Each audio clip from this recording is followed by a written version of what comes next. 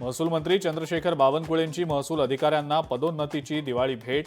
महसूल विभागातल्या 47 अधिकाऱ्यांच्या बढत्या। धनत्रयोदशीच्या मुहूर्तावर शासन आदेश जारी। ठाकरे बंधू सत्तेसाठी एकत्र। रवी राणांची ठाकरे बंधूंवर टीका।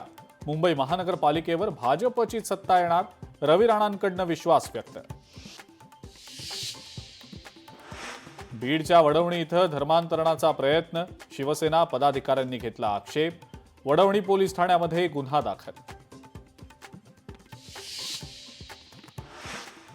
परभणीमध्ये काँग्रेसचं सरकार विरोधात आंदोलन। अतिवृष्टीग्रस्त शेतकऱ्यांना मदत न मिळाल्याचा केला निषेध।